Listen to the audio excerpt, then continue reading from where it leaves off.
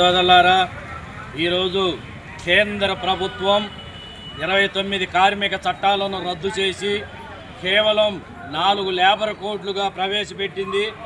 తద్వారా శ్రామికుల శ్రమను దోసుకోవడానికి పెద్ద స్కెచ్ వేసింది. దీనిని రద్దు చేయాలని మాచర్ల వామపక్ష పార్టీల ఆధ్వర్యంలో ఈరోజు ఎంఆర్ఓకి వినతిపత్రం ఇచ్చి ఎంఆర్ఓ ఆఫీస్ దగ్గర రాస్తారోకో చేయడానికి నిశ్చయించుకొని వచ్చాము. వెనకటి రోజుల్లో లాటిన్ అమెరికా లాంటి దేశాలు శ్రామికుల నుంచి శ్రమను 14 గంటల నుంచి 16 గంటలు శ్రమ దోసుకుంటా ఉంటే ఆ రోజుల్లో ఆ శ్రమ చేయలేక ప్రపంచ కార్మికులారా ఏకం కండి, పోరాడితే పోయేదేమీ లేదు, బానిస సంఖ్యలు తప్ప అని చెప్పి పిలుపునిస్తే అమెరికాలోని చికాగో పట్టణంలో కొన్ని వేల మంది రోడ్లపైకి వస్తే ఆ లాటిన్ అమెరికా ప్రభుత్వం వాళ్ళపై కాల్పులు జరిపితే తాను ప్రాణాలు పోతా ఉన్న కార్మికులు లెక్క చేయకుండా ఒక కార్మికుడు తన తెల్లని చొక్కాను కారుతున్న రక్తంలో ముంచి పైకెత్తి ఈ రోజు నుంచి ఈ ఎర్ర జెండా నీడనే మా కార్మిక చట్టాలను అమలు చేసుకుంటామని చెప్పి ఆ ఎర్ర జెండా నీడన పోరాటాలు జరిపి 49 కార్మిక చట్టాలను ఆ రోజు ఏర్పాటు చేసుకోవటం జరిగింది. అందులో భాగంగానే 14 గంటల పని దినం పోయి 8 గంటలు మాత్రమే పనిచేస్తాము, 8 గంటలు విశ్రాంతి తీసుకుంటాము, మరో 8 గంటలు పడుకుంటామని చెప్పి ఈ రోజు వరకు ఆ 8 గంటల పని దినాన్ని అమలు చేయడం జరుగుతూ ఉంది.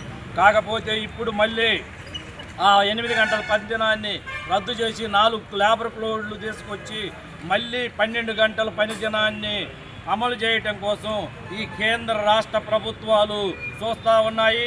అచ్చం ఈ కార్మికులే కాదు, సాఫ్ట్వేర్ ఉద్యోగులు కానీ, రైతు కూలీలు కానీ, రైతులు కానీ అందరికీ ఈ ఎఫెక్ట్ పడతా ఉంది.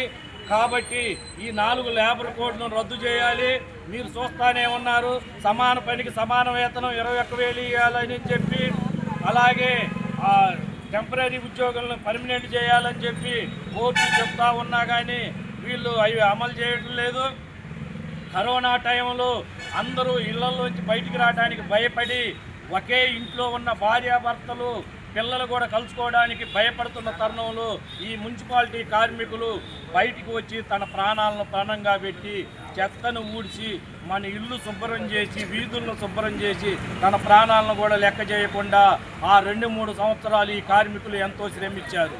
వాళ్ళ శ్రమను చూసి ఆనాడు ప్రధానమంత్రి, ఈరోజు ఉన్న ప్రధానమంత్రి నరేంద్ర మోడీ గారు కూడా కార్మికుల పనికి, అందులోనూ మున్సిపాలిటీ కార్మికుల పనికి ఎంత ఇచ్చినా రుణం తీర్చుకోలేమని చెప్పి వాళ్ళ పాదాలు కడిగి నెత్తి నీళ్లు చల్లుకున్నారు.